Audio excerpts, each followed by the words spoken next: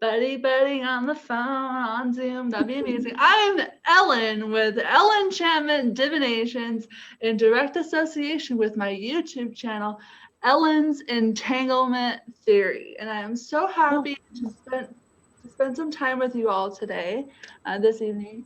And we're going to go over some basics of the tarot. This is a Tarot for Beginners class with Ellen Enchantment Divinations. And I'm so happy that all of you are here. I know all of you. I love all of you. I respect and admire you. And this is going to be awesome. I have several different decks laid out, and I'm going to give examples, and we're going to interact, and it's going to be fun. I have a slideshow that I would like to share. Let's see. And just to introduce everybody, these are people from church and mystical membership with Michelle. I'm just so excited that everyone can be here with me. This is Reverend Deanna. She's our Unity Reverend, and we're so happy to have her here with us on tech and supporting. Hi, Michelle. And Michelle is actually the woman from whom I picked up the Tarot Tuesdays class. And that's something that I do now every Tuesday at 4:00 p.m. Pacific. And that's just a really cool way to get deeper into the tarot and have some fun, interactive games and activities for all of us, like naming a memory that's associated with the meaning of the card, or creating like an action phrase for the card or elements, etc. So without further ado, I'm going to share my screen, and we are going to start from this point. Host disabled participant screen sharing. Deanna. I'm gonna Make me co-host. It's okay. So, and everyone here, just please remember that that you are your own intuitive guidance, that the tarot is a tool. It's a wonderful tool, but it's not the end all be all. It is a guiding post. So let's see if I can present. Okay, cool. Let me know. Can you guys see the start page? Yep. Cool. Perfect. And this is the Ace of Pentacles from the Sacred Isle Tarot by David Higgins. And then over here on the right is the Rebuild card from one of the John Holland Psychic Tarot decks. That's a Tower card. And the reason I'll tell you guys, Ace of Pentacles, abundance, or let's get it going, a gift of that from the universe, and then Rebuild is just that kind of reminder to take what you've learned and make something amazing come about from something that was maybe a little bit unfortunate in your life. I think that's a guiding post that I've used throughout my life as well, to really take on the task of improving your life based on what you've learned so far. What is tarot? The tarot is a deck of 78 cards, each with its own imagery and symbolism and story. The 22 major arcana cards represent life's karmic and spiritual lessons, and the 56 cards of the minor arcana reflect the trials and tribulations that we experience on a daily basis. Some may say that tarot cards are simply ink on paper. However, what I have discovered, and what Biddy Tarot, who wrote this, has discovered from reading the tarot cards daily for a long time, not as many as her, but I've done this for 5-6 years now actively. Tarot is a storybook of our life, the mirror to our soul, and the key to our inner wisdom. So much can be learned from exploring the subconscious mind, the psyche, and all the different facets of life so wisely that we can navigate ourselves according to our own soul plan. Why tarot? I wrote this. With tarot as your guide and tool, you can expand your intuitive capabilities. Isn't that what we all want? I mean, really, intuition is like the sixth sense. We have the 5 major senses: sight, smell, hearing, all that. But then, I also think it's called the sixth sense because the 6th chakra, which we'll get into, is the 3rd eye. And that is sight beyond sight, just like intuition is. Another reason to look at tarot and expand with it is reading for yourself and others with clarity. Sorry, that's Paris. Hi, Paris. With accuracy, clarity, and overall benefit. Learn more about the inner workings of the psyche and the subconscious mind, for it is said that the body is a map of the subconscious mind, and the body itself is the unconscious mind.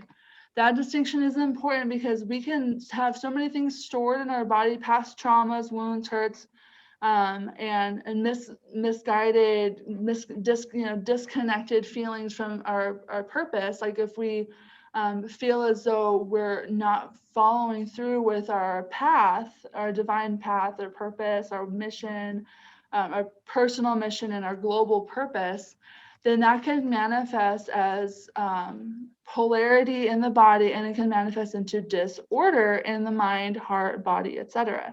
So it's important that when you work with tarot, as you start expanding your knowledge base, that you remember that these archetypes are playing within your scope of reality. So for example, looking at the Fool card, which we'll talk about in a moment, this is an energy of expansion, leap of faith, new beginnings. And when we insert ourselves into the card, what the person in the card or the people in the card are experiencing, we can identify with that on a personal level because we are all living a human but spiritual, a human and spiritual existence.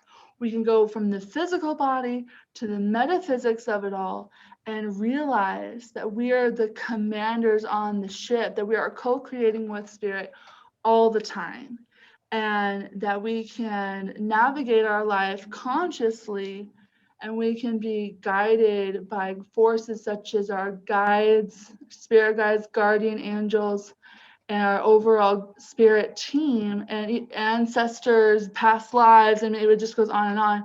We can be guided by these presences through just the power of trust and surrender and faith. And I think that has been the thing that tarot has taught me the most since I've begun working with it, is that I can show my higher self that I'm ready to listen to it, her, him. And I'll go on and says you can understand more and reach further toward your life purpose. Isn't that what we all want? We want to be happy and zealous and passionate and in bliss and in harmony. And these cards can help you tap into that very small, infinitesimally important aspect of yourself that is cosmic. Then you see that part of yourself, and then it gets bigger and it grows and it manifests into this glorious, vibrant being that you know is your birthright. Deep down inside, you know that you were made and you were designed and you were born for more than struggle, suffering, and strife. And that it is our passion to share with each other the fact that you can also see the patterns and connections amongst all life. I mean, just synchronicities alone, that is seeing signs and seeing what Colette Baron Reed would call like a Cledon, an innocent oracle, where like you wake up and you have the song stuck in your head. Say you got like the Bee Gees stuck in your head in the morning, and then you hear the Bee Gees song on the radio, and you hadn't heard that song for like 10 years or something, whatever. And that is a Cledon, which is a Greek word, I think, for the innocent oracle that is showing up. So maybe, I can pull a card during somebody's reading, during my own reading even, and it's like directly confirming something that I thought of that very time, that day, that was so momentous that I just had to write it in a journal. And that's something we'll talk about as well, journaling your cards. Okay. Here we go. Tarot, reflective, prescriptive, but not always predictive. We have free will. So I've borrowed some of these terms from some YouTubers. They say, these are not new ideas, that tarot, it can be a great map of time, but it doesn't have to be, because you know what, if somebody comes in and wants a reading from you, or you're getting a reading, whatever the case may be, and they say, oh, but the outcome is so scary. You know, like I don't want 10 of swords. I don't want to be stabbed in the back with betrayal and air of angst and sadness. No. The outcome is going to change no matter what you do. In free will circumstances, outcomes can change. So maybe when the person was going into the reading, they thought they were going to do a certain thing. They thought they were going to continue down a series of steps on their life path, but then they changed their direction. And so maybe that whole line of manifestation changed for them, that outcome changed. Because tarot, it's going to reflect energies more than it's going to predict. So maybe, I could be reading for a gal who says she wants to, move in the next 6 months to a new home, to a new city. Yet she doesn't do anything to do that. She doesn't do anything to set that in motion. And so the reading that she gets from me may be based on the existing timeline she's on. But if she makes a choice, a pivotal choice, then that's going to potentially change the last few cards of the Celtic Cross, the last few, the major manifestation cards in the line of the hopes and fears and the outcome, and what other people perceive as your reality as well. So, and I have with me a Celtic Cross map spread sheet, and that's really cool because when you realize the spreads that you can do with these things. My main one that I go to at fairs when I work with Holistic Registry is I will do a card for the mind, what's going on mentally, card for the heart, what's going on emotionally, a card for the environment, what's going on physically, and a card for the soul, what's going on with divine purpose. And say, for example, I get like an earth, like a Pentacles card in the position of the heart. That could mean that you're emotionally wrapped up in your financial abundance. So that your heart, like for example, somebody may have an uncle who just passed away, and the uncle is giving them like this inheritance. And so they're emotionally in turmoil about the passing of this man, but also this person is focused in on what abundance with the Pentacles can be coming in for her. And I think that's a really cool example of how these elements and how these seasons and how these suits can cross over into each other depending on their role in that particular part of the spread that you're using. And past, present, and future major spreads as well. And with the past being like what's led you to this point, and then the present is this moment in time, and the future is just it's easily shaped by your own free will choice, which is one of the most important gifts we have from spirit.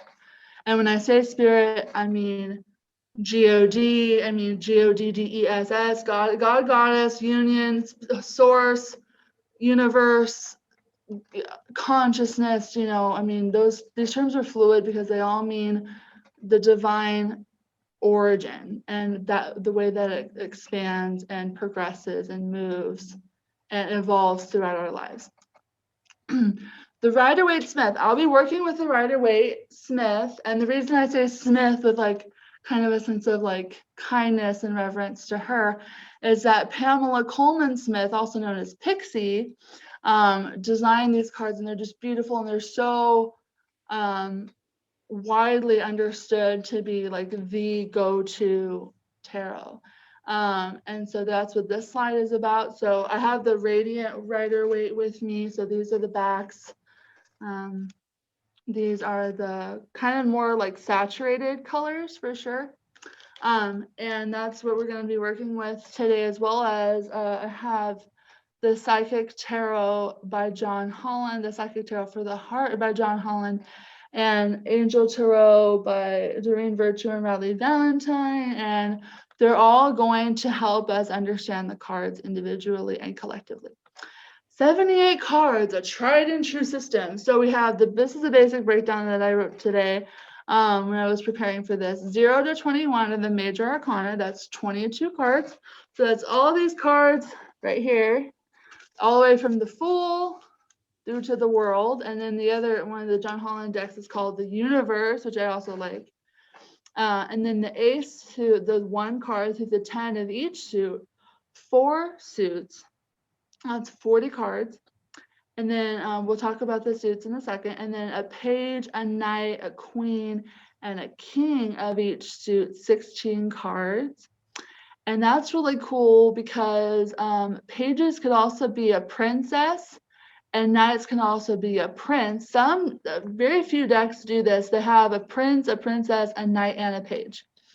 But that's pretty rare, like I said. So, but a page is that kind of like seed energy of like the child, you know, and Michelle's actually in the Epiphanies Tarot, Michelle's deck, Michelle, the woman on right now, her pages are called the Child of Cups, the Child of Swords, etc. And then a knight is like I think Colette Baron reads the Good Tarot, she calls that the messenger. A queen and a king.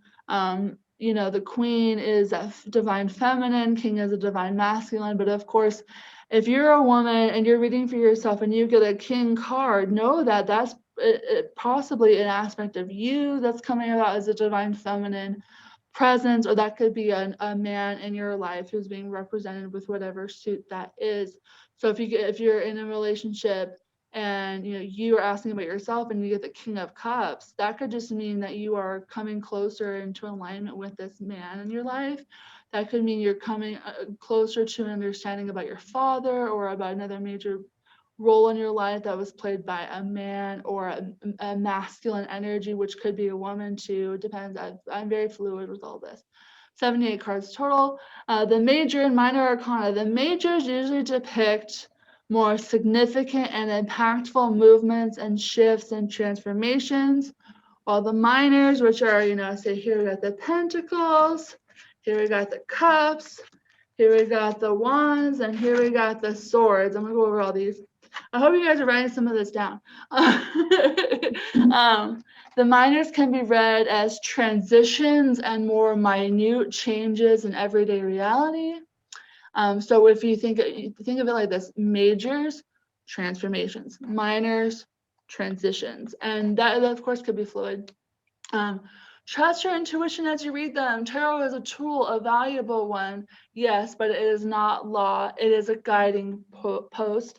And know that if you get, I've done this before, okay, I'll admit the first thing, I might get a card for somebody and it might be like, something like, I don't know, the 9 of Wands, which is like a wounded soldier kind of vibe. And it's like, it's not quite the card that epitomized it. As an intuitive reader, I can take that like hint of like, well, saying maybe I can incorporate this in what I say to this person I'm reading for, but it may not be the exact card because I'm like, well, that doesn't feel right with this. And I've done it a few times recently, and it's so helpful because then I can let that person know, hey, like this came about, but as your actual specific card for your emotional mind and your emotional sensibilities, we got, say, like the 3 of Cups, which is about celebration. So I might say, you're celebrating right now with the 3 of Cups. Just remember to take a pause and rest for a moment with like the 9 of Wands. Okay. Minor arcana, the 4 elements, and then I'm going to refer to the John Holland deck for the chakras. Air. Okay, here we go. Swords, thoughts, ideas, beliefs. I put this in blue for the throat chakra, and I'll show you that here. Throat chakra is right here. Okay, this is from the Psychic Tarot for the regular one, and then the other one is for the heart, which is about relationships more specifically. So that's why, and it makes sense, right? Because air is also about communication. It's not just about like all mental, it's about how you directly communicate that truth. So I wanted to add that there. And then fire, wands, actions, co-creation, manifestation goes along directly with the third eye chakra, which is depicted sometimes as an indigo to a violet, but usually it's in that blue kind of purpley family. Whereas, you start with the root, the base, which is, I'll get to that in a second. Water is cups. emotion, psyche, relationships. This is your intuitive knowledge as well as your emotional foundation, the heart chakra, which is right here, green, and then earth, pentacles, sacral, earth, pentacles. This is the root chakra, the base is also called wealth and health, home and hearth. Does anybody have any questions so far? I know that was a lot. We're doing this in 2 hours, folks. I'm trying to focus. Anybody want to raise your hand or speak up or anything? Anybody at all? Will you have these slides available for us to refer back to? Yes, I can easily do that. What I can do is I can put this all on my YouTube channel, and that I think everyone pretty much has ready access to YouTube. And what I'll do is I'll like put some like speaker notes on the side because I have like this fancy software that I got for free, where I can like put cool little like overlays of text. So that way you kind of know like, hey, this is how I expanded upon the slide verbally during the actual class. Is that okay? Yeah. And that link, well, the link I'll provide you guys too, but the actual title of my channel will be on the last couple of slides. Any other questions related to anything I've covered so far? Okay, let me know. So if I just regular playing cards, Yes, does air represent like you'll get to that point? yes, I will. Or- And that's Okay. so that's brilliant. So yes, with playing cards, I mean, Michelle has done this in her Mystical Mondays group and Mystical membership and all that, where she has had us take like, a couple bucks worth of playing cards and, write keywords on the different cards. So for example, the Ace of Clubs is the Ace of Wands, and that might be like the beginning with the ace, and the wands is the passion or the, as I said, action, co-creation, manifestation. So getting like the Ace of Clubs might be like, oh my gosh, like I can finally start this project that's been in my head, that I can make it physical, tangible. And that can translate into all the other suits as well. As you read with cards, you can intuitively know. Well, look at the thought. The thought is the air, right? And then the fire is like the spark of like creating it. The water is like how I feel like so emotional about this art that I'm doing or this project. And then the earth is the abundance, the money that comes in as you are partaking in this pastime. So they all just move harmoniously together. And then with the major arcana, that is where you can take more of a look. Like if you take playing cards and then take the major arcanas in like your Rider-Waite-Smith deck, and then like kind of play with them. Like you can do multiple cards at one time, multiple decks. You can work with them simultaneously. I often will do clarifiers.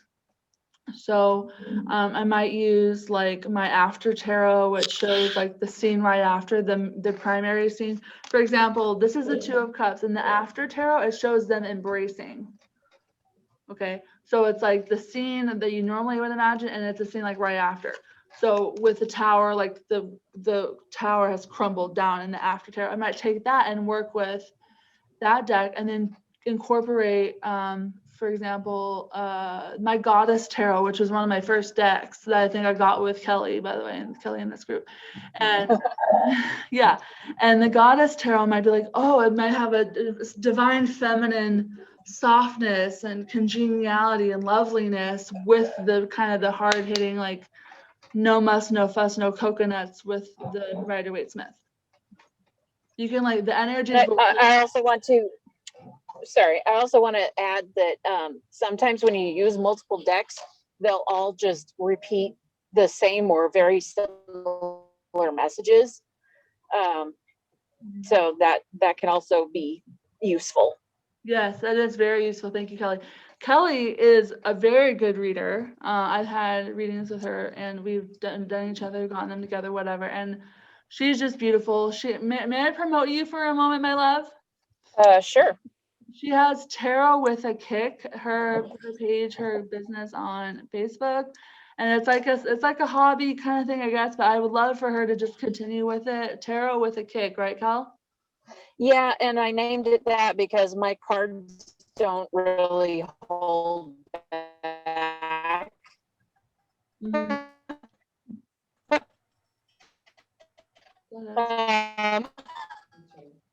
They have a tendency to kick you in the face with their messages. If you're not paying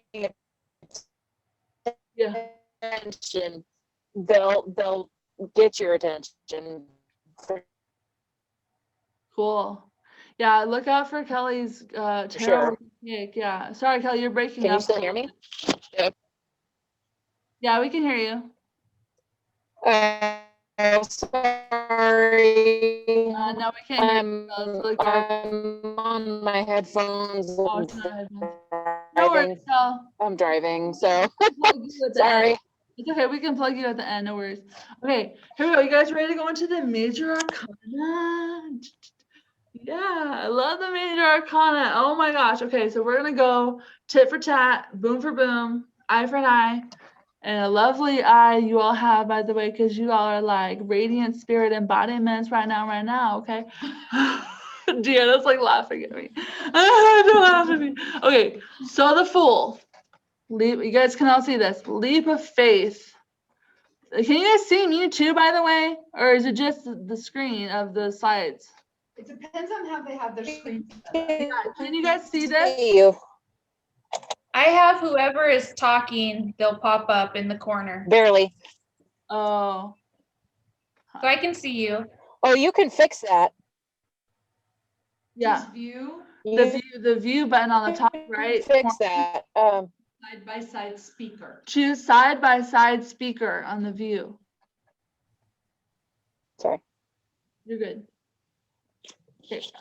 Anyway, but you guys, this is universal meaning. So you guys can just imagine when I'm telling you, this Fool, you know, androgynous, pretty much. I mean, you can see this as a woman or a man or somewhere in the middle, you know. And they're taking a leap of faith. They're journeying throughout the whole tarot. This is the hero's journey in a card. And new beginnings.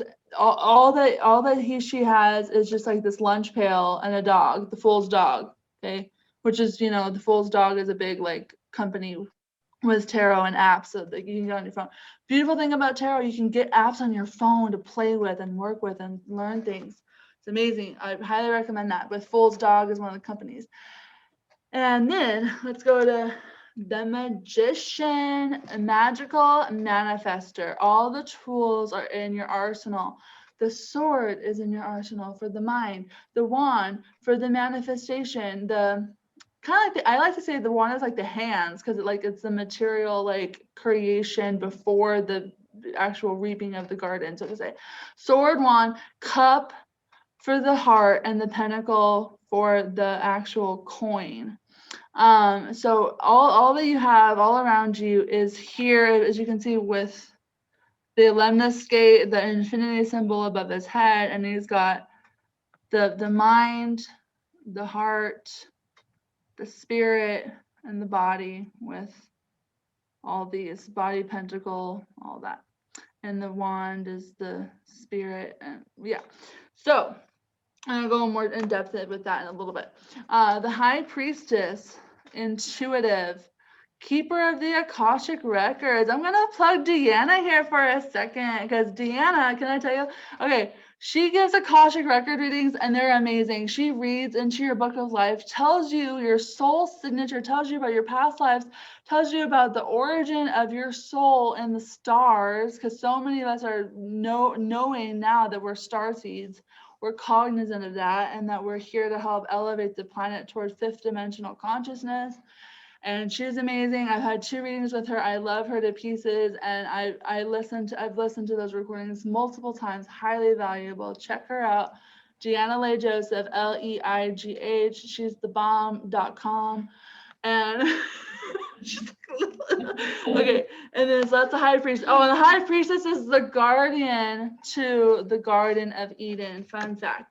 Okay, Empress, mother of creation, nurturer, fertility. So if you get this and you're not thinking about getting knocked up anytime soon, that's okay. because the Empress is also about creativity and birthing new projects. Okay, so this is amazing to get when you're like, I'm feeling it, like I'm in the groove, like I'm creating my life and I love my life and I love how abundant this Venus chick is. And that's awesome. And then, you know, all these cards, by the way, and that we'll get to in depth, like in a follow-up more advanced class, all these cards have correspondences to planets and zodiac signs. Okay, so for example, this is Venus, so she rules Taurus and Libra. Fun fact, but that's not basic, that's more advanced. Okay, Emperor, the father, King of Kings, a CEO, as Michelle might say, a CEO of your life, you know, the one who is large and in charge and is a companion to the Empress when he wants to be around. I don't know, because, you know, fathers didn't always stay around. I'm like laughing at myself. Okay, and then fun thing about this next card, the Hierophant, if you look at the way this is arranged, okay, this is arranged, not deranged. You have the High Priestess as number 2, right? So 0 is a Fool, 1 is a Magician, 2 is the High Priestess. On either side of the Emperor and Empress right here, and then there's the High Priest or the Hierophant. So literally, these two rulers, the Empress and Emperor, have their spiritual advisors on either side of them in the order of the tarot of the major arcana.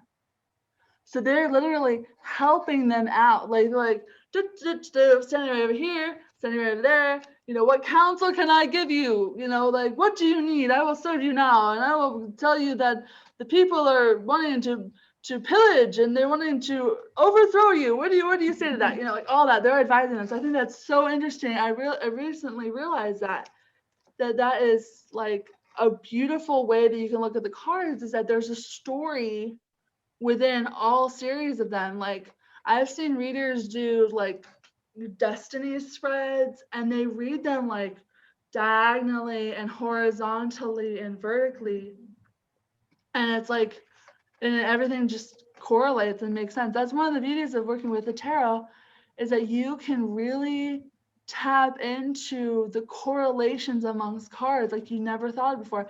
You never stop learning with this tool, in my opinion. Never stop learning. The Lovers. Oh, Hierophant, by the way. Institutions, back to the Hierophant. Institutions, teaching, High Priest. So that's like schools, churches. He's like the go-to guy for all the things that are like about tradition. And if you get this card in reverse, which we'll talk about, reversals for me can mean like, sometimes it can mean the opposite, sometimes it can mean a block or a delay in whatever that card means upright. So for example, if I get the Hierophant in reverse, I might be like, maybe I need to flout tradition. Maybe it's encouraging me to expand my horizons and try something new and maybe offbeat and maybe even a little bit taboo. Maybe that's my ticket, you know, I can look at things in a new way. So, and then the Lovers is next. Union, romance, decisions, and then I put so longingly, choose love. And I just love that about this card. They're naked, like unabashedly so. I mean, this is like the Adam and Eve kind of equivalent. And they've got this beautiful angel. Gabriel, Michael, they kind of they play a lot of roles, but I think I'd like to make this one like Raphael, honestly, for me, because Raphael is the archangel of the heart. A lot like Doreen Virtue's cards will say that. And so that's a beautiful angel anointing this connection. But as you'll see, look at this. This is number 6 card. When we get to the Devil, which is 1, 5, 15, 1 plus 5 equals 6. That is the flip shadow side of this card, which I will show you right now. Watch this. Where is it? This and this. This, they're naked. This, they're naked. But look, there's a different figure in the middle. Dun, dun, dun, right? And it's like, what has happened, you know? So it's kind of like the idea of like, maybe did they choose wrong, or did they choose fate? Did they choose to have the power of the knowledge of good and evil? I mean, that's all, it's a creation myth type of debate here. but it's Adam and Eve, maybe we can say that, who are bound to something. And we'll get to that with the Devil card. Next, we have the Chariot, ambition, motivation, victory. So you got balance here with these sphinxes. Sometimes they're horses, sometimes they're leapfrogs, I don't know. And then they're like different colors. One's black, usually one's white.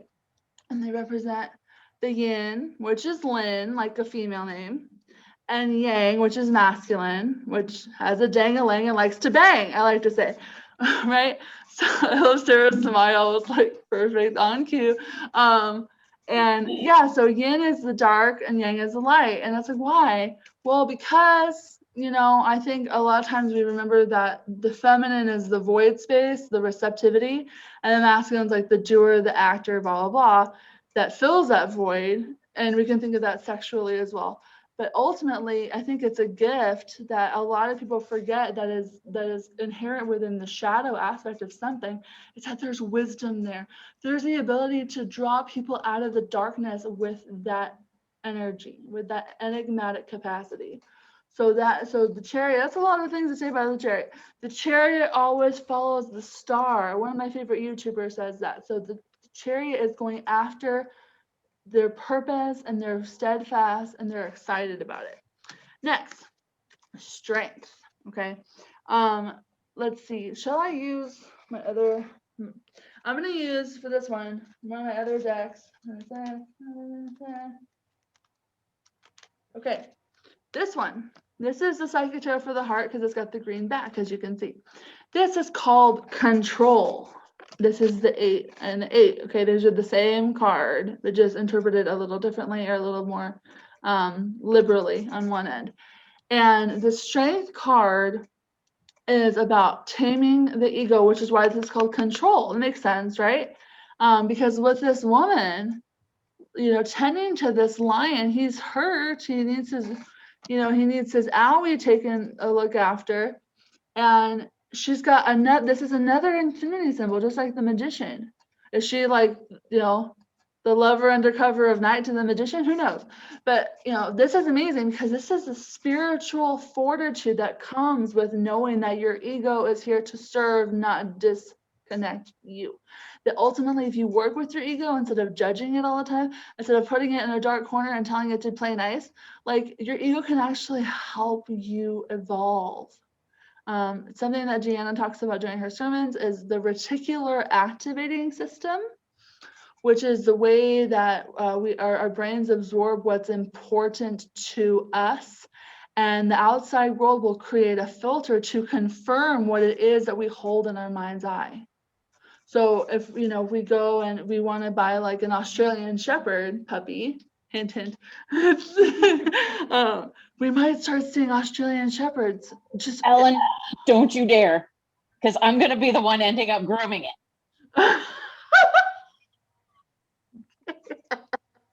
Okay, but no, that's Gianna's dream, and I'm holding space for that, and that's amazing. You may see these kinds of dogs or ones that look like them popping up all of a sudden because you emphasize that in your consciousness. Just like you'll see the same kind of car that you're driving that you just bought off the lot, you know, now, whatever. And there are so many amazing ways that your reticular activating system can filter what it wants to show you to confirm that your ego is on the right track. Does that kind of make sense? Yeah. Yeah. So that's interesting because with the Strength card with Control, and I think in the other deck it's called Power, if I'm not mistaken. Where did I put that deck? Anyway, oh yeah, it's right here. I'll get it out for a second. It's called Power. Look at this.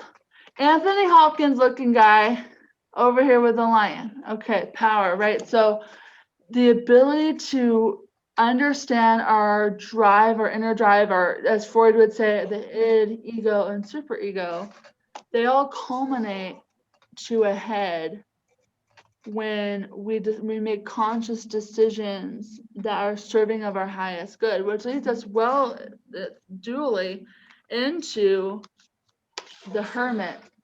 You have learned so much about your mind and your heart and your capacity to love and be expansive with the Strength card that you've gone into Hermit mode. solitude, introspection, and taking time for oneself. The nines, as you'll notice with the suits of the nine, are all about solitude and pausing and reflecting in the moment when you're by yourself. For example, we'll get into the Nine of Swords. That's a person upright in bed, like with anxiety attacks, panic, whatever, not able to sleep, insomniac, all that. The Nine of Pentacles, people, somebody feeling, so happy being on their own and so abundant and prosperous. The Nine of Wands, as I mentioned earlier, the wounded soldier, taking a pause before going back into the fray. And then the Nine of Cups, the single person so excited to make a wish for the happy family. And then with the Ten of Cups, the happy peak emotional fulfillment, they get that in the Ten of Cups right after the Nine. So all of these are a story. They continue as a story. Next, the Wheel of Fortune, destiny, luck, fate. I will show you in the Secretary for the Heart. It's called flow. See that 10? Flow state, just loving life and being expansive in it. Usually we remember with the Wheel of Fortune that that the wheel is turning. So if even if you get this in reverse, know that you may just need to change your perspective, which we'll see with the Hangman card on number 12, the 12th card. Change your perspective, and then you can really secure many beautiful manifestations for yourself and be on Lady Luck's side. Justice, balance, fairness, righteousness, marriages, legal contracts, legal proceedings, etc. And if you get this in the reverse, hey, we've all thought about it. No, okay. Divorce, yes, it's a possibility, but that's, or maybe just marital disconnect. Feeling sure, get excited about each other again. Go take each other out on a date, Deanna. I love you. And just let's just go and love life together and have this harmony between us remain more in balance.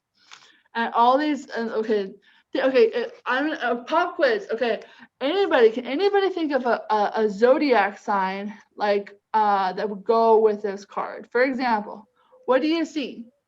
These are scales of justice. Anybody have any idea with the scales? I know I see. Isn't that Pisces or no? It's not Pisces. Libra. I think it's Libra. It right? is Libra. Very good. And Sherry's a Libra. She can attest to this, huh, Sherry? Yeah, yeah, she's nodding. I see her. So everything makes sense, and everything. If you guys want to continue with me, by the way, we'll work on developing more of these mapped out connections in your mind about all these connections with the zodiac and the astrology of it all. Let me know, and we'll just go on, and I'll probably cover quite a lot of it on Tarot Tuesdays, which is my free 4 p.m. Pacific event every week that I'm doing now. And then let's go to the Hanged Man or the Hanged One, because gender sensitivity. Sacrifice, enlightenment, change of perspective, literally looking at the world upside down to shift your outlook. Okay, I'm gonna go. What time are we at? I need to go faster, huh? Yeah, we're at 7:19.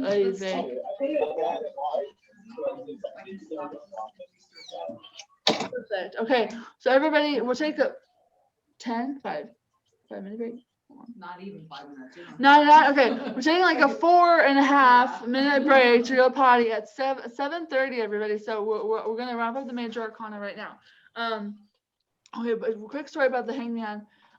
This is a card that I directly associate with one of my guardian angels because I asked the question, hey, can you embody yourself in this card? And it was this very card. So you're gonna create more meaningful connections with these cards as you work with them, which is the beauty of it.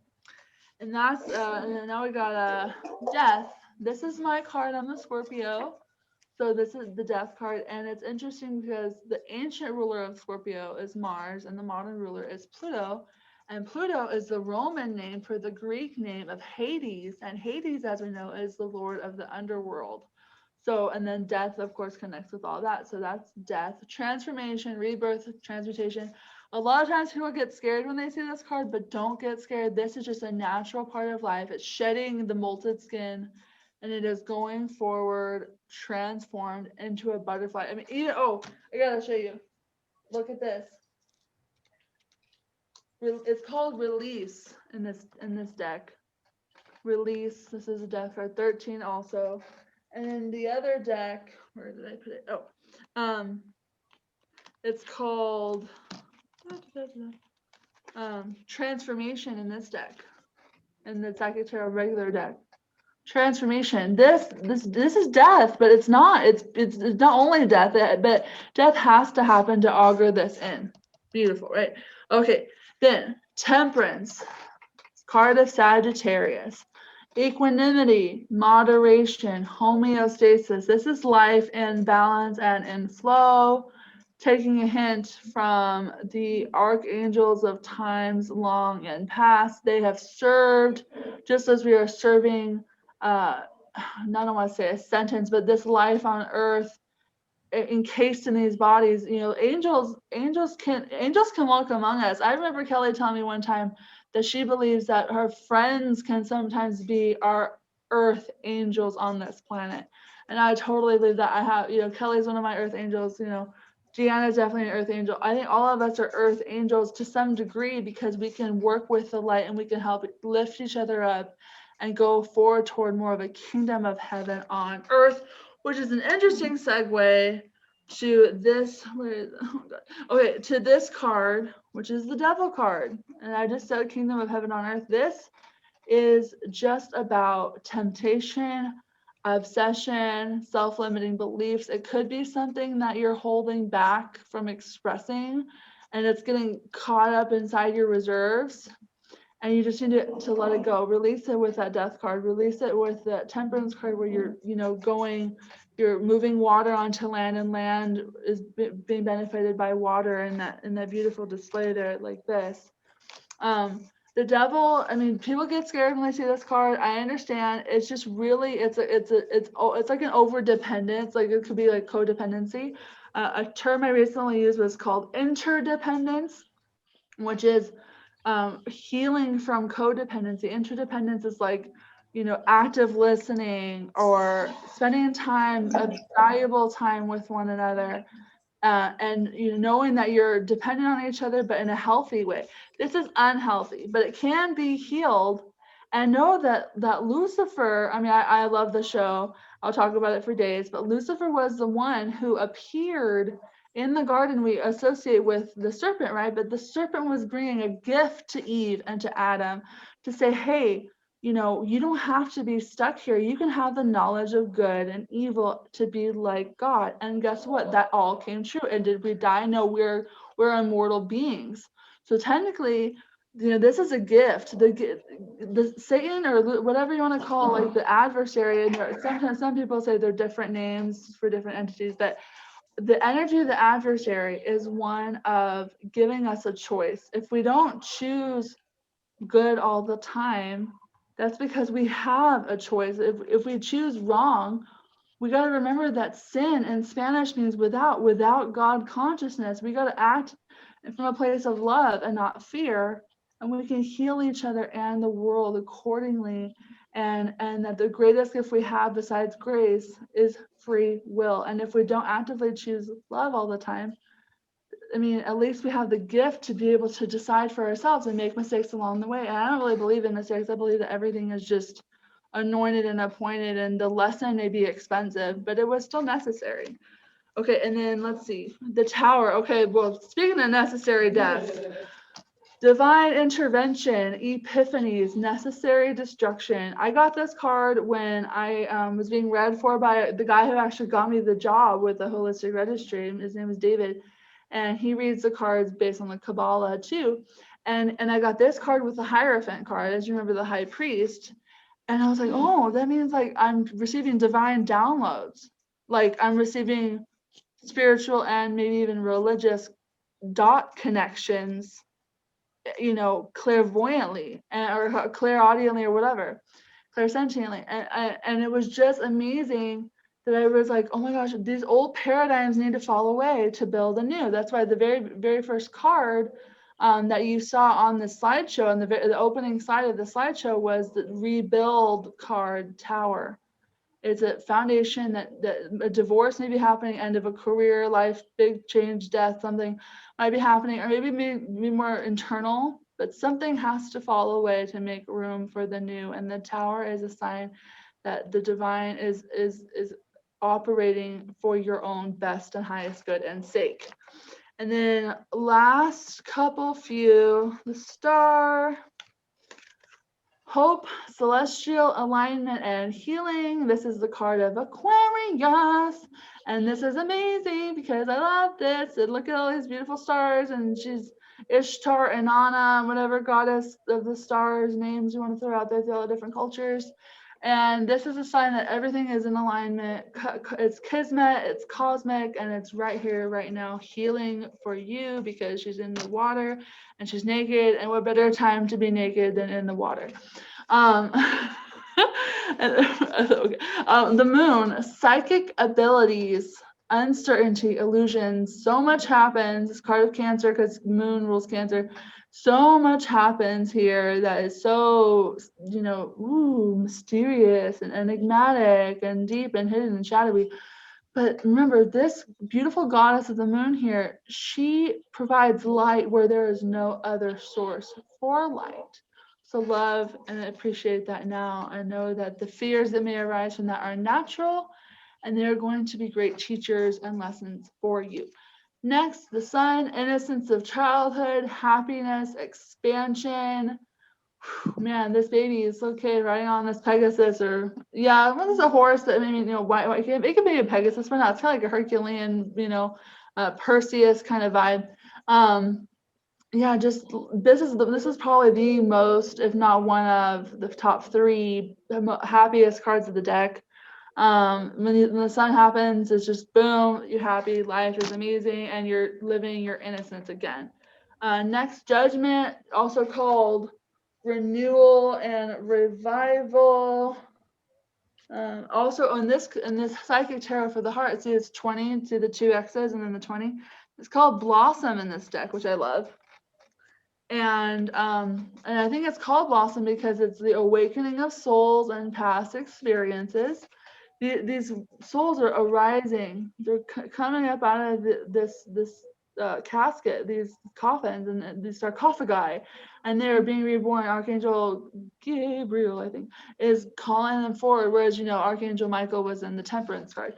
And it's so beautiful, and he's calling forth these lost souls. These could be past life interactions as well, because these are souls being reborn. And then the World card is the last of the major arcana: cycles, beginning and ending, travel, the soul of the planet, Latin anima mundi. This is a beautiful expression of Sophia, the creatrix of all matter, the one who birthed creation just by dancing with the worlds and loving her life as the origin point, the one who's even in Proverbs in the scriptures. There's a woman speaking in Proverbs, and her name is Lady Wisdom. She's referred to as that by the scholars. And this is travel, this is cycles, this is expansion, this is everyone's got your back, you are supported, and I think it's time for a break. Yes. Gee, that was timely. Okay, like I didn't think I'd be able to do that. Okay, all right. So I'm gonna stop this recording now. Okay. Okay. Everyone take a 4-minute break. No? Okay. The alchemical symbols of the elements. So a great way to remember this is that how fire and water are the triangles without the line? That reminds me of fire on the water, or the direct counterpoints to the direct opposites, whereas the air and the earth have the line in the middle.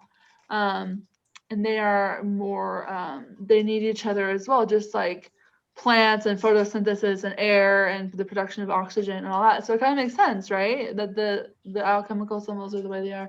They're helpful. Spirit, you can see this symbol for spirit can be a circle. There are different versions of that. On my Kim Cran's deck, the Wild Unknown Animal Spirit Oracle, she uses this just a circle as spirit when she has like cards like unicorn and dragon and sea serpent.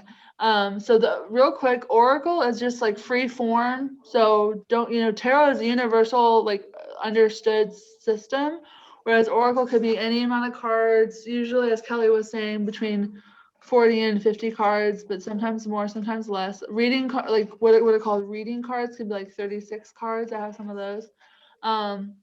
They could be on chakras, fairies, the Avalon, like land, like King Arthur, like all these kinds of things. They're just about what anything anybody wants to put out there, but they're used for divination. So they're used to like figure out, deeply rooted circumstances and the psyche and maybe the future and some fortune telling and psychic and intuitive arts. But tarot is the system of the 78 cards. But sometimes, authors will put extra in, like Kira Marchetti and Lee Burston, the authors and creators of the Tarot of Dreams. They have an extra card for each of the suits. There's a Palace of Cups, a Palace of Swords, a Palace of Coins, and a Palace of Wands. And it's really cool because there's also a Tree of Life card in that deck. So it's like 83 cards. And instead of the 78. And so creators can take liberties like that. But usually the universally understood system is 78. And so a closer look at the main 4 elements: continued swords, spades, and the playing cards. So whatever you think of when you look at swords, I'll show you right now. These are swords. So the key with remembering these is just to know that the numerology applies. So for example, in the Ace of Swords, aces are always a gift in the minor arcana. Okay. The aces are a gift of whatever the suit is represented there with. So the Ace of Swords could be a new idea, a new inspiration, a new thought, a new belief, a new way of communicating. And I'll go on as I look at each individual suit and element. And so then, for example, after the Ace of Swords is the 2, what does this look like? I mean, look, she's crossing the swords and she's blindfolded. It looks like she has to really trust herself in order to have swords so close to her face and still be blindfolded. And with them crossed like that, just look at that and remember, as you are situated in the card, as you can imagine yourself in the card, there's a cross, right? She's making a cross with the swords. It's crossroads. That's what the card means. It's a crossroads. Peace, truce, some kind of balance needs to be found. Some kind of hard decision needs to be made. And then I'll go over all these. I'm going to have actual meanings and keywords on the screen in a second. 3 of Swords, heartache, heartbreak. It's evident. Look at me. Imagine if your particular heart was being pierced through with swords. I mean, what would you feel, right? That's the key with remembering these cards. Imagine you're in the card yourself, right? And as Michelle might say, imagine you're having a dream about the card, right? That's amazing. So, and then we're going into the 4 of Swords. Okay, as I said, this is what I said in Tarot Tuesdays too. After you have the heartbreak, you need to heal.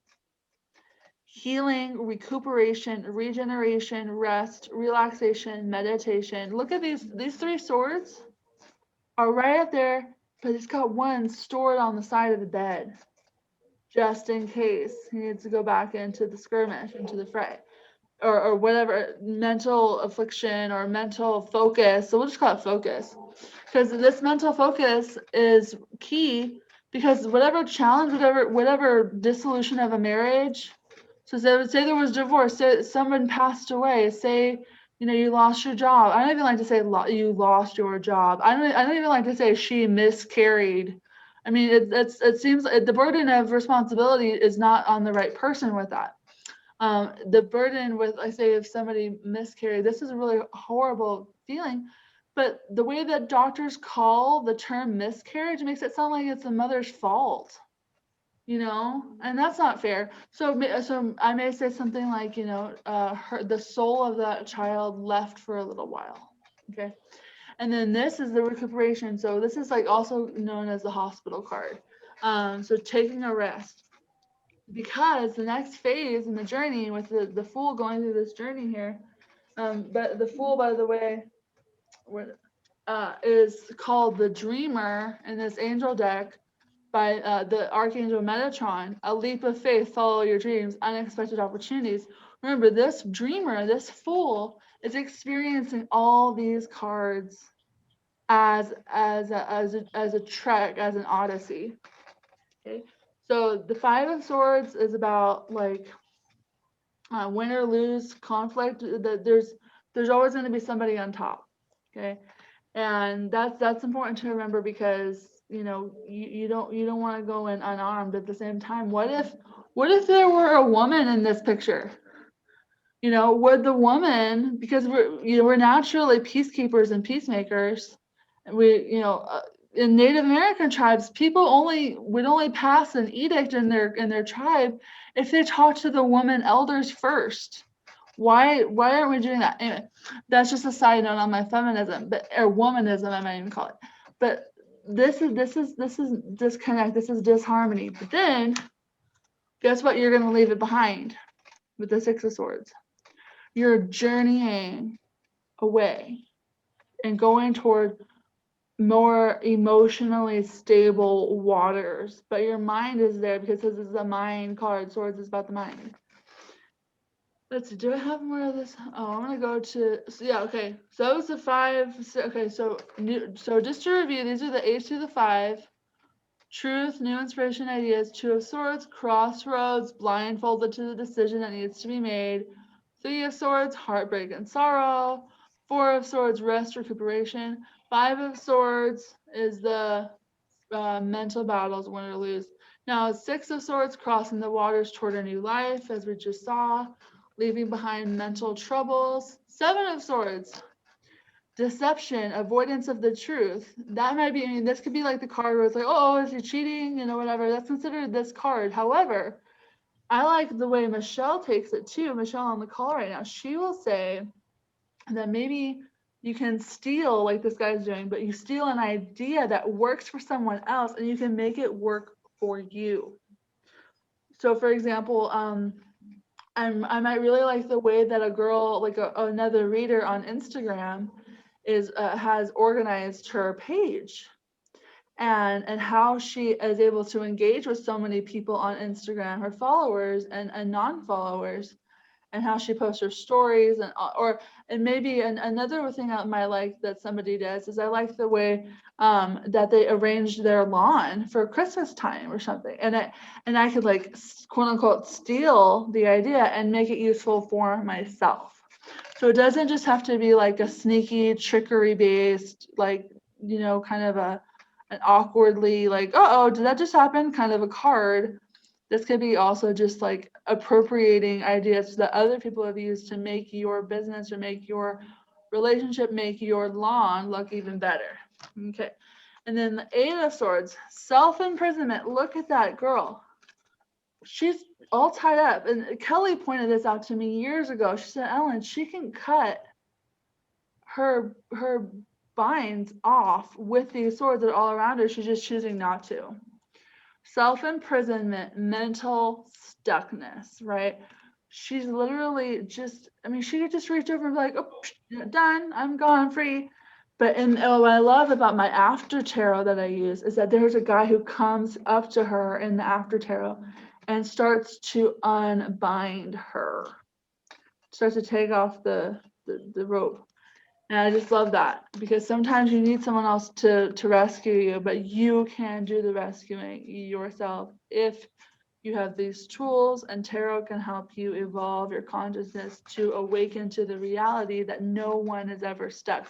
That as Linda Ritchie would say at our group here at Unity in our book club, that you made an sometimes unconscious and sometimes conscious agreement, like with the 4 Agreements by Don Miguel Ruiz, to be in a situation where you are trapped. So just know that you're worth so much more than that, and you will do everybody a huge favor, especially yourself, and just get out of that sticky situation. 9 of Swords, nighttime disturbances, anxiety. As I mentioned earlier, remember when I talked about the 9s being about solitude and introspection? She can't get any rest. In the after tarot, but the other deck, it's got a dragon coming, and she's got a sword ready to hit the dragon. But guess what? That dragon is just ego. Or like the adversary, whatever you want to call it. You know, Dr. Wayne Dyer might have said, you know, ego is edging God out, but ego is also, you know, I think a dragon, as in the picture, in the other picture, waiting to be tamed and trained and loved and accepted and appreciated for their role. Now, I want to show you, where is it? The Nine of Swords in the Psychic Tarot Oracle, Suffering and Silence. This is the same card that I just showed you, but in a different deck. Suffering and silence, right? So that's interesting because, you know, I mean, no one wants that. But remember that if we think and feel in coherence with each other, what Deanna might call head-heart coherence, we're going to eliminate a lot of the origin point of anxiety by just like listening to what the communication between the two is orchestrating and is showing you. And then I want to get into the Ten of Swords, which makes sense coming right after the Nine.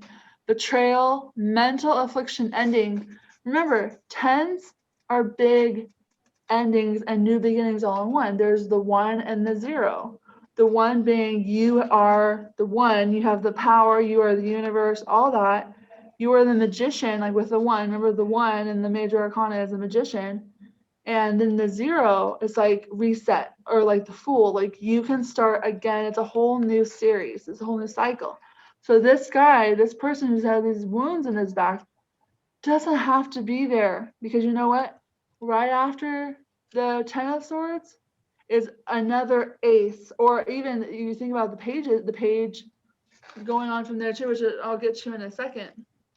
The learning, the giving, the sharing that comes from the wisdom of these experiences, it's priceless, really. And then Page of Swords, we're going to go into the court cards now.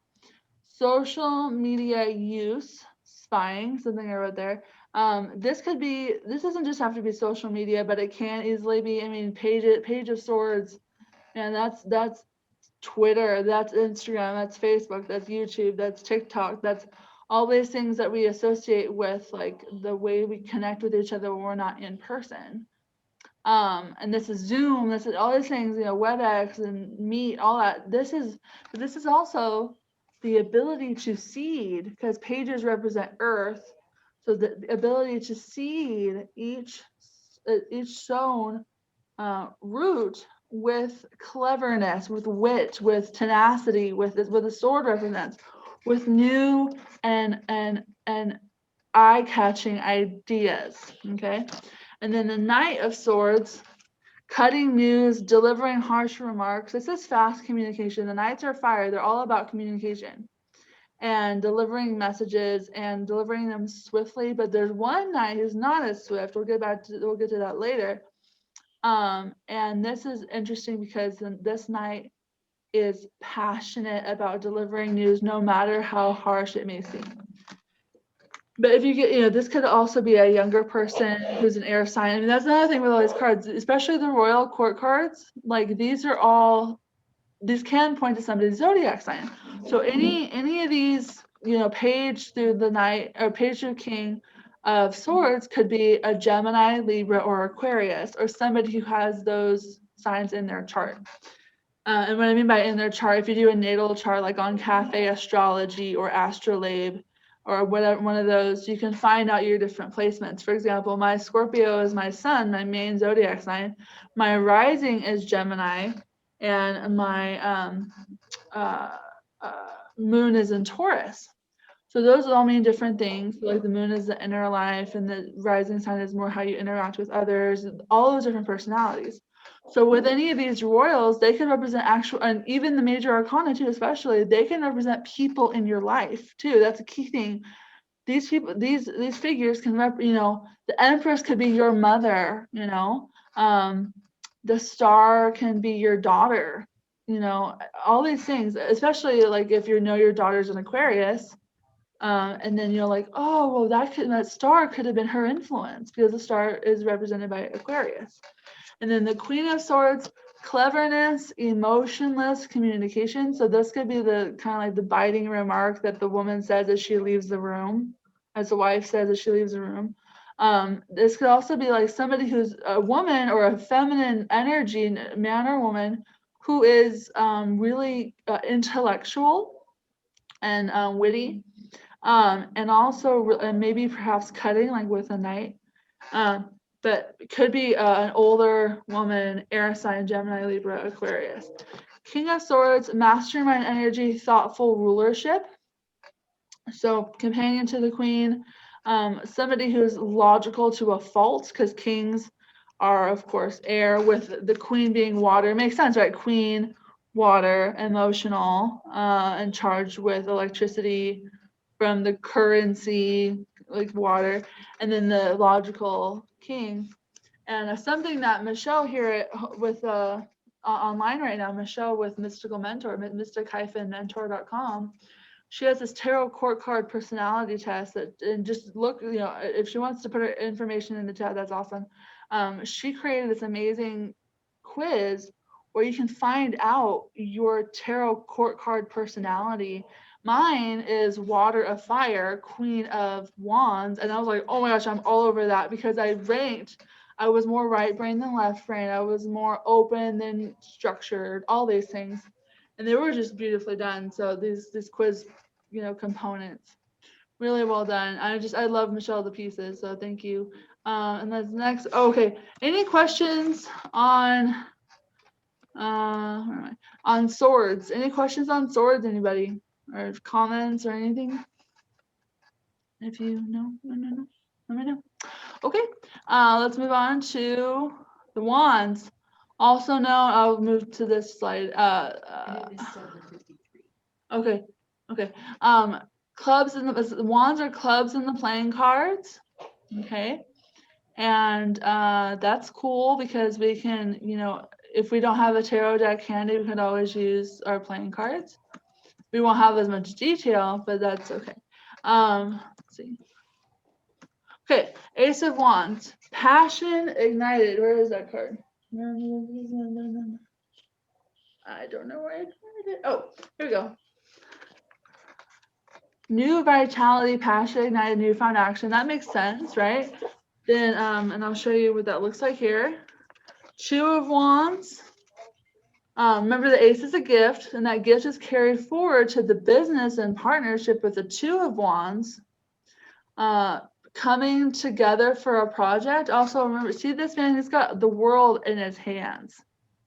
So seeing the two wands kind of form what looks like a portal, if you will.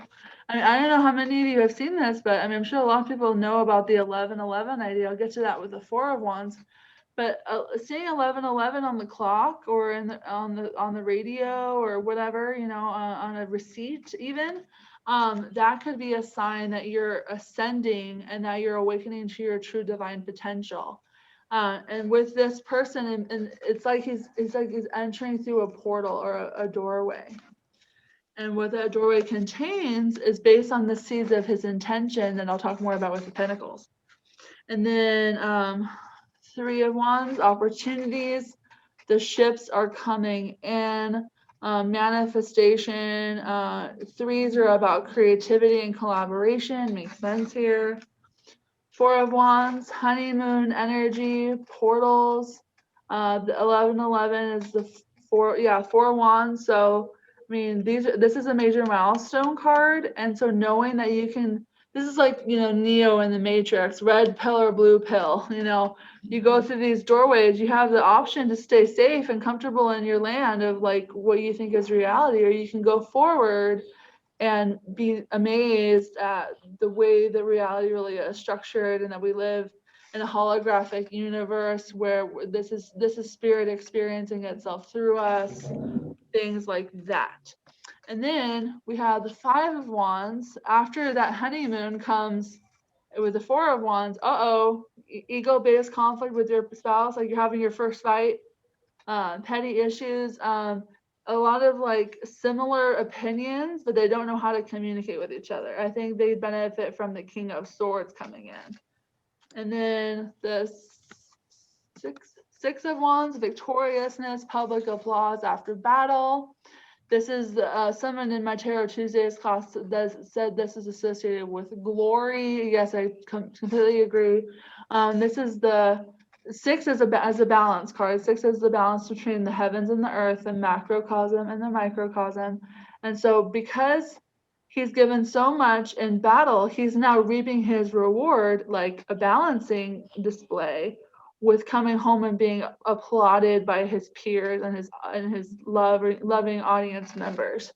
So this is like a victory after a hard won battle, or I don't even like to say a battle, but kind of like some kind of, misperceived circumstance. For example, you may not even know like who your publisher is going to be on this book that you're putting out. And there may have been like some kind of like, hey, can we haggle on this some more about the price of the book or something? And then you're coming out on top because you've paid your dues.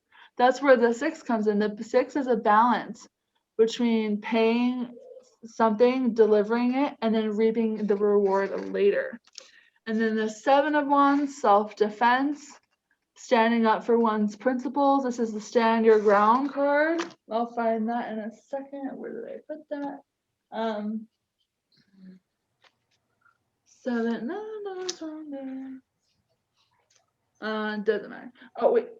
Yes, I had it. 7. 7 of Wands this is choose your battles. Makes sense. Self-defense, all that. And then that's also like when you're doing political type discussions, when you're taking in those online, standing your ground, standing up for your truth, that's all in that vein.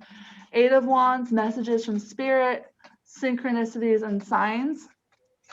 So that makes a lot of sense with all that, because you may get text messages, you may get notifications from YouTube that are about the very topic that you woke up thinking about or that you dreamt about, and like, well, why is the universe drawing my attention to this? And that's the kind of thing that I think is really important to look at.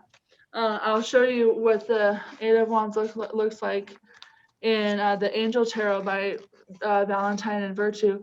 Events moving at a fast pace. Michelle calls this deck, this card the expedite card.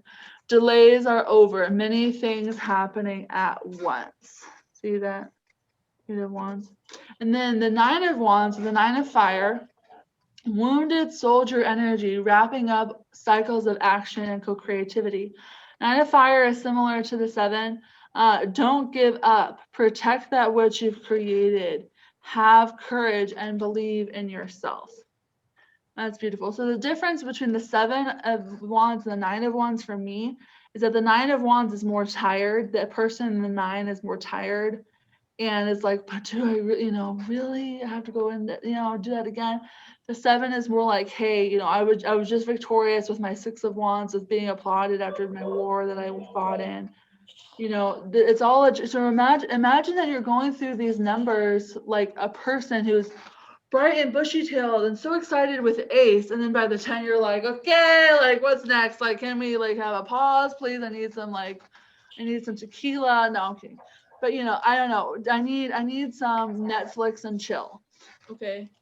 So this is the 9 of Wands in the Rider-Waite, and then the 10 of Wands.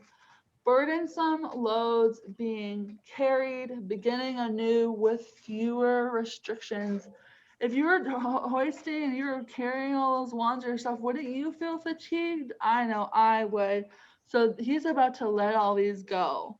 So when you get this card, say you get this reverse. I haven't talked about that in a while. Get this in reverse. Why are you still carrying your wands? Why are you still carrying your burdens? Trust in spirit and know that your time has come to surrender to the highest good that is in your best interest to achieve. And all these projects you're taking on, just know that sometimes you got to create a boundary and say maybe like no is okay every once in a while, and that's so important there. And then that's the wisdom of these court cards with the Page. The Page is so excited to be innocently passionate, fresh-faced with ideas for creative ventures, delivering news that sparks a wonderful movement of creativity. And then the Knight of Wands, flirtatious energy. I call this the hit him and quitter, hit him and quit him player vibe. Okay, so yes, this is kind of known as like the, hey baby, come over here, like, let me give you some sugar, like kind of a card. Do I know what apples taste like? Like, I don't know, but this is funny because this card could also just mean that you are taking action. This is fire of fire. Remember, the Knights of Fire. And this is Wands fire, so it's double. And they're ignited with passion for their purpose. So this if you're doing a reading about somebody like a love interest and this comes in, be prepared for an adventure. Be prepared for a wild ride, but maybe don't expect it to last. Unless there are other cards, this is key. Unless there are other cards in the reading that indicate he's more long-term, or she, or whatever. And then next is the Queen of Wands, Public Defender. This has been called in some decks. I have like this political type deck that I look at on one of my apps. She's called the Public Defender. Enthusiasm. She's charming. She's vivacious. She's charismatic. And her partner, the King. Well, I mean, they can cross. I mean, like, the Queen of Wands can be with the King of Cups for all I care. I don't know. The ability to make ideas turn into ambitions, aggressive leadership. And what I mean by aggressive, I've learned this too. You can be aggressive about following your dreams, not harping on anybody, not stomping on anybody's toes, but aggressive in the sense that you're so convicted that you're on the path toward achieving your goals that nothing can stand in your way. That's what I mean by aggressive. This could also be like the father who's kind of like got a hot temper. I mean, I know this with my dad. My dad is a Taurus on the cusp with Aries, and he's like really, he's where Aries fire and Taurus earth. I mean, he's like right in the middle, and he totally embodies this, gets hot tempered and ragey. But remember, this is me. Remember I said with a tarot court card personality test I took with Michelle, this is the Queen of Wands, is me with my personality. And I'm talking with my dad, who's kind of like this, and I'm like, Dad, where's some water? We need my mom to put out the fire, and that kind of makes sense. It's a story. Okay, any questions about the wands? No? Okay. Cups. Where are my cups? Okay. Here we go.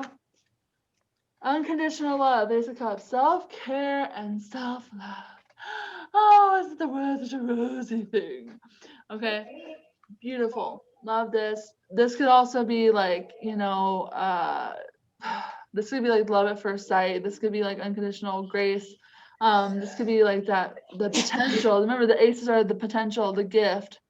The foundation of all the suits is at the very start point of the ace. And that could also mean self-love, self-care, self-love. Two of Cups, soulmate energy, dualistic emotions. Okay, so yeah, you may have met your match with this Two of Cups, but remember too, this could be in business. This could, several people, in the last several months I've met or I've encountered or spent time with have been soul tribe to me, soul family. So your soulmate doesn't just have to be a romantic partner. Your soulmate could be your dog. Your soulmate could be your best friend. Your soulmate could be your kid. It could be an actor you just remember so lovingly watching when you were a kid, and you're just like soul tribe. So, and then Three of Cups, celebrations. This is like the engagement after party. This is the bridal shower. This is the girls' night out. This is the bridal party. Whatever. The triple goddess also, maiden, mother, and crone. Okay, newsflash, everybody, there is a feminine trinity. There's not just a masculine trinity of, Father, Son, Holy Spirit. There's also mother, maiden, and crone. And that's all part of, Wicca, paganism. There's this teaching that the feminine is tripartite, because that it co-balances with the Star of David that is made when you put the right side up triangle over above the upside down triangle. You get the Star of David. That's balance between the masculine and feminine trinities.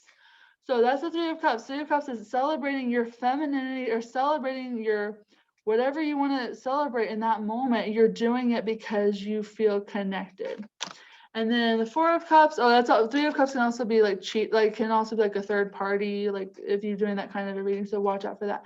Four of Cups, boredom, disillusionment, rejecting the offer of this cup because I'm meditating. I'm in a state of ennui. Let me rest for a little while and then I'll think about it later. I gotta go faster, guys, because we're losing time. Five of Cups, crying over spilled milk, disappointment. The key here, there are two cups that are upright, and this person's looking at the three ones that are overturned. There's disappointment, there's the energy of missing someone, and there's a sense of disenchantment, but really, it's all gonna be okay because those cups, the two cups, like the Two of Cups, like the romance card, they're upright. It's gonna be all okay. Because look at the Six of Cups. Nostalgia, past lives, living in your innocence, living in your childhood fantasies and dreams. This card comes up, you may be dealing with someone from a past life or a past time in this current life. Whatever you believe about past lives and reincarnation, that's up to you. But I'm just saying, this is the innocence. This is being played out, and this is the resurgence of past connections. Seven of Cups, fantasy, facing many choices. This is an imagination card, but it's also a lot of options, and you got to choose wisely because ultimately, maybe it could be like, like Indiana Jones. Maybe you got to pick the right cup, or else everyone's doomed. That kind of thing. Doomed. Yeah. So that's that. And then the Eight of Cups, leave taking, moving on. Remember, with all these numbers, eights are about control. Eights are about synchronicities. Eights are about abundance. There's so many things that eights are about because it's the infinity symbol turned vertical.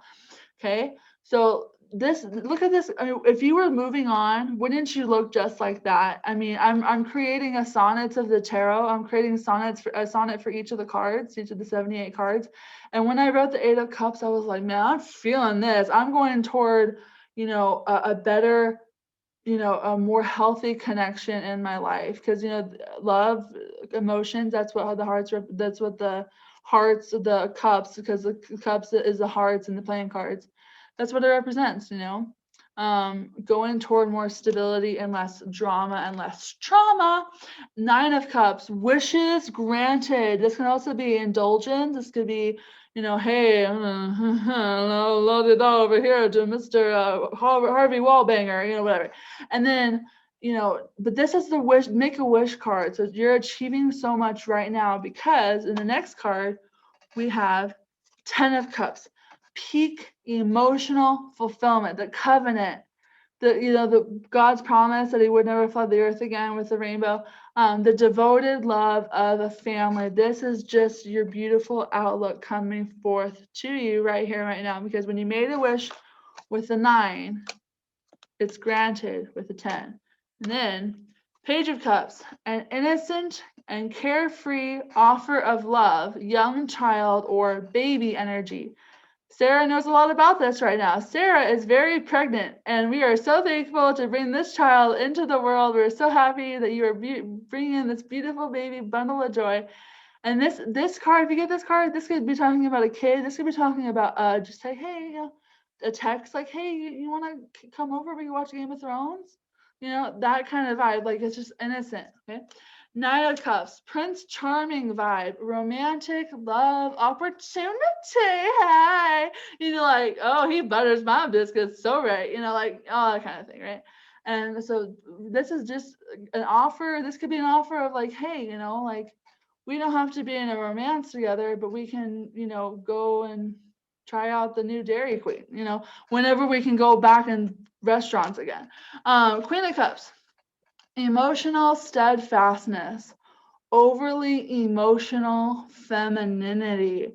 So when I wrote the sonnet for this card, I was like, wow, what can we imagine about the Queen of Cups? And what I imagine about her is that she holds the Holy Grail, but this cup is sealed, it's covered, it's got a lid on it, and she's learning how to balance her emotions because she's a queen, so she's water. And cups is water, so she's water of water. You know, that's a heavy duty. So that's a load. But you know what? She's expressing it well because she's got the king, who's a master of his emotions, and he loves to be sensitive as he rules. So I think a good companion to the Queen of Cups might not just be the King of Cups, because maybe the water is a little too sensitive for my taste. So maybe, you know, she partnered with, like, say, the Emperor, you know, who's the CEO, who's like the steadfast ruler of all these different kings and all in these kingdoms. Maybe the Queen of Cups can learn a thing or two about practicality and pragmatism. Lastly, oh, what time is it? 8:11. Okay, I think we're going to be okay. Lastly, we have the Pentacles. Okay, I'm going to go through this a little bit differently. I have these beautiful cards already, and I'm going to go tit for tat. These are the Psychic Tarot again by John Holland. Ace of Pentacles. Abundance, the potential for great prosperity. Okay, you see that? See how they complement each other? This card is called Prosperity Begins. Okay, that's cool. Then remember, that's a gift. So abundance. That was the other card on my first page of the slides. It was the Ace of Pentacles. I put that because I want this to be a prosperous class for everyone involved. That you too can do what I do if you are so interested and make a living at it. I don't make a living at this. I will. I am. I mean, I'm like manifesting it, but it's a beautiful thing that I do, and because I love you all so much. And I'm eventually, you know, I'm developing more and more clientele as we go. Two of Pentacles, juggling work and play, financial uncertainty. So see how he's juggling? And this one's called, in the Psychic Tarot, movement, choices, and decisions, okay? So makes sense, right? Like, remember when we got the Two of Swords and that was about like movement toward a truce or peace or crossroads? This is movement, choices, decisions. So twos are about decisions between one or the other. Should I go left or should I go right? Like Anastasia, she could have gone left and she could have been Anya the orphan forever. Or in this Russian tale, in this you know animated movie, she goes right and she goes toward her dream of reuniting with a long lost family. Okay, that's the choice of the Two of Pentacles. And this is also a good card for managing your finances closely. And then we have the Three of Pentacles, teamwork, collaboration on bringing ideas into tangible reality. And this deck is called the Recognition and Reward. Okay. So this is interesting. The reason I think it's called Recognition and Reward, and then Three of Pentacles, they're creating this cathedral, right? So they're outside and they're drawing plans to build this all together. And the recognition and reward comes from, hey, like I had this great idea on this architectural design. You want to jump on this with me? That's teamwork makes the dream work. That's the energy of the Three of Pentacles. Four of Pentacles. Miserly behavior. Look, he's covering his head, his heart, and the coins are under his feet. I mean, a little bit too obsessed with money. However, not only is it about not trusting one's own abundance, it could be about, oh man, I've got this firm foundation. I don't want to jeopardize it, right? Jeopardizing this firm foundation of what he's set up. I mean, look at this triangle. Like that's the first few chakras right there, the root to the sacral to the solar plexus, right? So, you know, the immediate needs, and realizing one's own power and among the situations of the world. And so Four of Pentacles might be a little bit too close to the purse strings, a little bit too attached to all that, but it could be just, you know, saving one's resources for a rainy day. And then Five of Pentacles, being left out in the cold, abandonment. As you can see, financial and material changes. That's a nice way to put it. These people are outside the Hierophant's church and they're in the cold. But you know what? They don't have to feel abandoned because look at the next card. Look at this next part in the journey. Six of Pentacles, material and spiritual prosperity. This is reciprocity. Six of Pentacles is all about giving and receiving. Remember when I mentioned during the Six of Wands talk that he gave himself forth in battle so he could receive when he returned home from the war? That's Six of Pentacles. You're so overflowing with abundance that you're giving it away. And you're also receiving in due kind, because that's how the nature and currency work. And and it says reciprocity, equal give and take over generosity. So be careful. Don't give just for the sake of giving. Give for a good reason. And then the Seven of Pentacles, planting seeds, patiently awaiting harvest season. I mentioned this in one of the other suits. You seed and then you reap what you sow. So if you're setting an intention, like with the new moon that we just had, we're setting the intention to expand our business. We don't just dig, as Deanna would say, we don't just dig up the seeds before they've been germinating, before they've even started to seed themselves into the soil. We expect that the universe is the garden of yes, as Deanna would say, and that we can reap the benefit of whatever we sow, because the universe does not reject out of its soil whatever we put in. It accepts what we put in. And if we're planting tomato seeds, it's not going to give us cucumbers. You get my drift? Okay, so if we want to grow our business, or if we want to expand our family, we set the stage for it here and now with our thoughts and with our heart's intentions. And then the Eight of that was, oh, by the way, seven of Pentacles was patience and planning. The Eight of Pentacles, diligent work, apprenticeship, and then this deck is called Positive Movement Forward. Makes a lot of sense, right? So Eight of Pentacles is all about working diligently, learning a trade. You may get this when you're like learning a new software at work, whatever. And then Nine of Pentacles, stability during singlehood, luxurious experiences of one's autonomy. I mentioned this with the Hermit, and the Nine of Swords and Nine of Wands.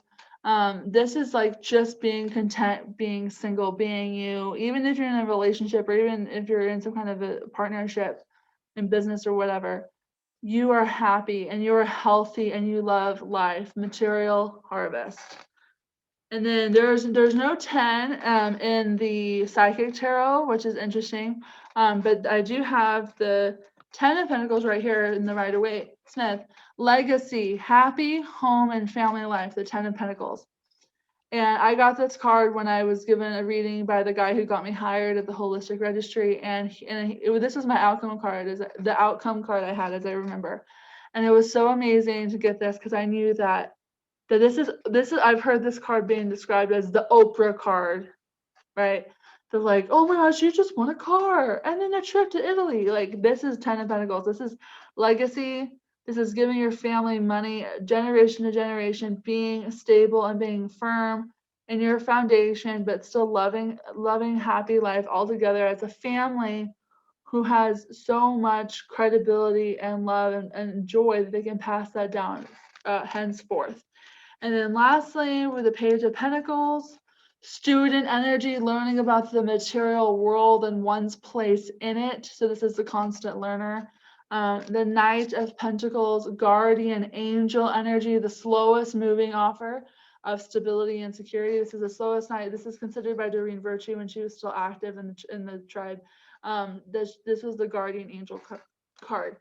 Queen of Pentacles, nurturing vibe, mother's care. She's just this doting, loving spirit. She is really, this could be an older woman, Taurus, Virgo, Capricorn, Earth sign, any of these. Whenever you get an element and there's like a person, or even just with the major arcana or whatever, and there's some kind of a sign, zodiac sign association, you can keep that in mind. So with all the wands, that was, if you got the King of Wands, that could be Aries, Leo, Sagittarius. If you got like the Page of Cups, that could have been Cancer, Scorpio, Pisces. Get the drift? Okay. So and I'll have all this detailed in the YouTube video as well. And then the King of Pentacles, sturdy and dependable leadership and practicality. So he's the king of all the earth, all that's earthly. And I bet he would have some great conversations with the Hierophant and the High Priestess, because he can turn what is in the ethers, what is in the spiritual realm, into direct, tangible, physical, earthly manifestation. And he does so in style. Okay, let's see. Okay, so court cards and their corresponding elements. Page is earth. I learned this from Michelle. I learned this from books of mine. Oh, I want to show you this book too. This is Kelly reminded me to use this. This you can get so many others that are out there, but a tarot guidebook that I swear by, among many others, is the Modern Witchcraft Book of Tarot. It has the upright and reverse meanings of each card, which can be loosely interpreted because reversals can mean different things in different readings for different people. But usually, I like to think of a reversal as a block or delay. So, okay, I turn right to Knight of Cups. If I get the Knight of Cups in reverse, that may mean that somebody who's like the Knight of Cups, like a Prince Charming, is leaving my life or needs attention. So just be liberal with how you consider the reversals if you want to do reversals, because not everyone does reversals, by the way. And so this is really cool. And it has the quotes in it, and it's got like the astrology correlations. And I just recommend it. So there's a lot. Oh, and the way I learned tarot really quickly, by the way, I learned in like 2 months. And I'm not trying to brag or anything. It's just that I watched YouTube videos of readers. I can recommend you guys some readers when I follow up with you later. And everyone here is getting a free 30-minute reading if you want to book with me, and then we can continue. But yeah, definitely I can recommend so many different books and YouTube readers who are really helpful because they have a holistic way of looking at the cards, and they really show kindness when they convey these messages. So Page is earth, Knight is fire, Queen is water, and King is air, because pages are sowing seeds of beginnings. Knights are passionate and carry messages. Queen is emotional and sensitive with the water, and King is practical and logical and analytical with air. If you need more understanding about the cards, look to numerology.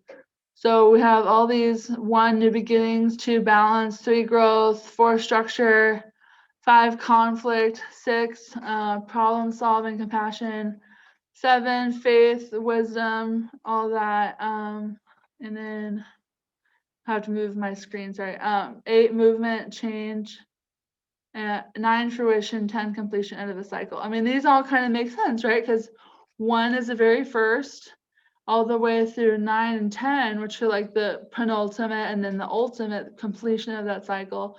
If you see, like, for example, if you see 555 as like a number a lot that recurs with you, that might mean change is coming, and be prepared because it may be transitional and maybe even transformational change. So let's see what else. Ways to reach me. Okay, we're wrapping up. Oh my gosh, good time. I'm impressed with myself. Okay. Time for questions. Oh, I have time for questions. Okay, so my website is just, I know it's kind of a weird word, but it's Enchantment. So it's my name and then chant and then mint, MENT, divinations.com. Oh, and this card in the screen, by the way, is from the Lightworker Oracle by Alana Fairchild and Mario DeGuay. I use that deck with my cards of the day that I post on Instagram and Facebook. And I wanted to use it because it says an invitation to connect, which is really important because that's what we're doing right now. This is my cell number, and I have this on these are things that I have on my business card, that kind of thing. So text me, reach out to me, email divinations@ellenchantment.com. Card of the day I post every day.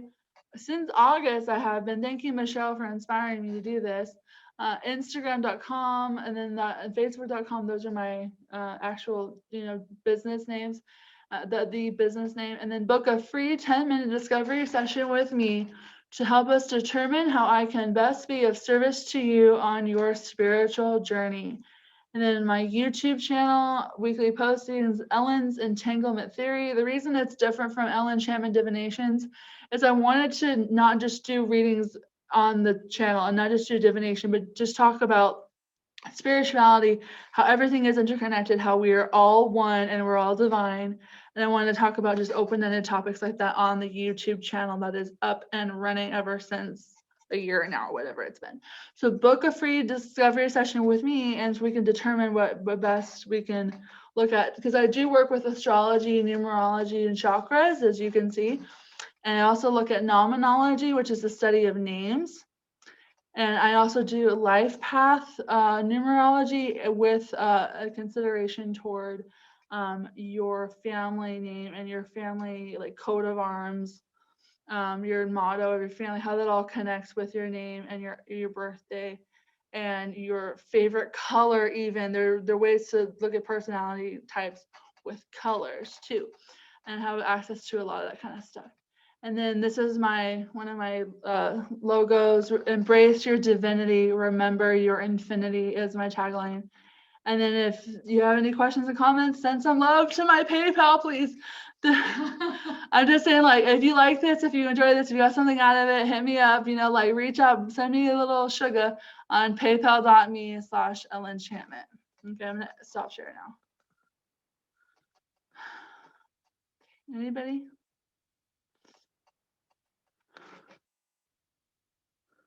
Like, questions? Anything? That was a lot. My brain is full. How do you think I feel? I know, I totally get that. And this will be accessible on YouTube shortly, okay? And I love all of you. It's not like, who is that? It's like You should also plug your Tuesday night or Tuesday afternoon. Everybody, Tarot Tuesdays. That's on Meetup, and that's on Facebook too, I think. So everyone who's attended here will get the login information for Zoom, for sure. I'm actually gonna screenshot this right now, actually, so I know who all is here. And that gives us smaller doses that are a little easier to absorb all at once. Perfect. Yes, perfect thing to say, Kelly. Think about how fast-paced this was. Turn down like so many dials down to like number by number or suit by suit individually within the suit. Like it's that. I did 5s and 6s, and on Tuesday coming up, I'll do the 7s. So 7 of the Chariot and the 7 of Pentacles, Swords, Cups, Wands. Yeah. Anybody? Anything else? Ellen, that was fascinating. Oh, Absolutely fascinating. I just cannot wait to see how you expand into all this. thank you so much, Deanna. Oh, I'm so thankful that I got like all these cards like everywhere. Card explosion! Yeah, it looks crazy in here. It's crazy. I'd say 52 pickup, but I'm pretty sure there's more.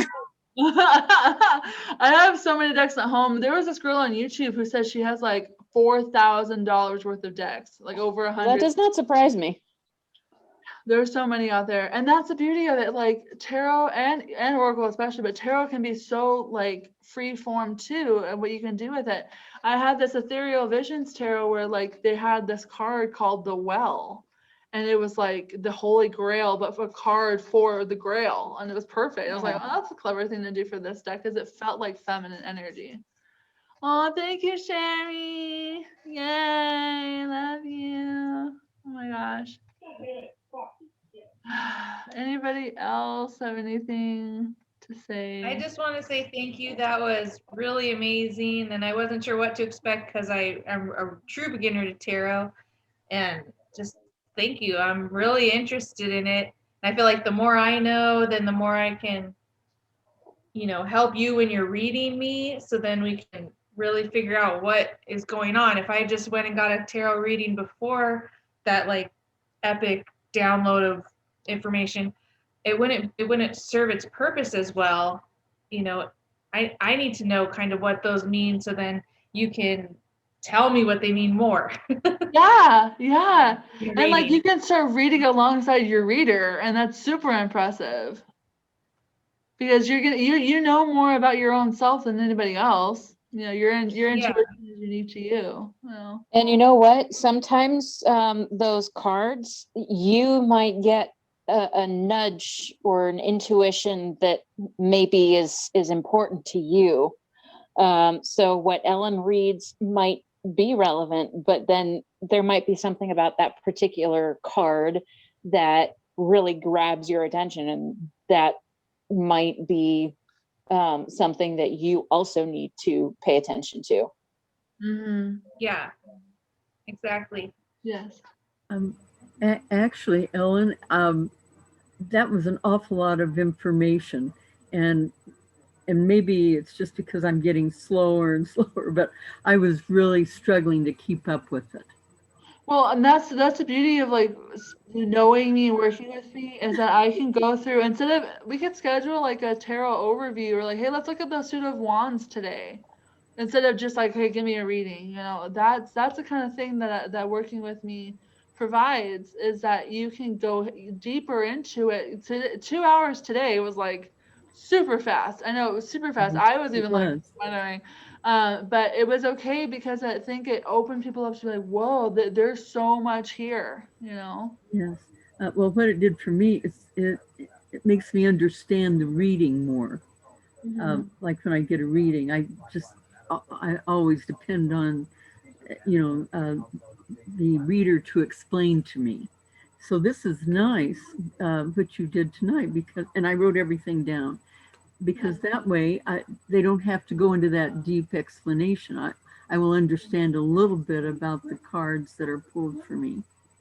Yeah, and like knowing that I forgot to say this, but the diamonds are pentacles, that makes perfect sense, right? Because pentacles come from the ground. Pentacles are the earthly things like home and hearth and you know, career, and then the diamonds come from the earth. So that's diamonds and playing cards as pentacles. Makes sense, right? Like, wow, It does make so sense. cool. And then the Joker is the fool, like, you know, What is the cups in heart, playing cards? hearts. Hearts? Cups or Think hearts? of the cups as holding water, and water is the element of emotion. So the element of emotion leads to the heart. That makes sense. Yep, it's perfect. Thanks, Cal. And maybe Kelly and I will partner on something coming up soon. I'd love to work with Kelly. I'll have to talk to her about it first, but let me know if you want to do something. We definitely have different approaches. Yeah, but you have such a knack for this too. So, I mean, I think everyone can really just expand in it if they trust themselves, you know. That people can read for you without cards. That's another thing. People can just be like, I sense this energy about you, and I see these wings behind you, or I see this deceased loved one who's behind you, you know. It doesn't have cards are not the only way of mediumship and divination. They're just a tool. Yeah. As Ellen stated first off, they are a tool, and some people like using cards, some people like using, I don't know, crystal ball, some people like using one of those pendulums. It's a tool. And there are many different varieties of this particular tool. Yep, absolutely. I mean, there's something called stichomancy where you just like look up a book, like and be like, close your eyes, like go bam, and then you point to a passage that is like meaningful. Actually, that's kind of fun to do. It's like bibliomancy, but bibliomancy is more for like religious texts, and then stichomancy is like anything. So, and this is cardomancy, so that's the thing too. But there's so much. Please work with me. I love to engage with all of you. You are fantastic friends of mine. You know. Mainly, she just likes to read tarot. Yeah. She has to be good at it, as far as I'm concerned. I mean, She gets all very, very this detailed. was from memory. I didn't look up anything. This was from memory, and I confirmed it otherwise, but you know, later on. But yeah. She gets very, That's very impressive. detailed with no hesitation. Oh, thanks, Kel. Such a compliment. It's a gift. Thank you. Please just like love on my socials, Instagram, Facebook, you know.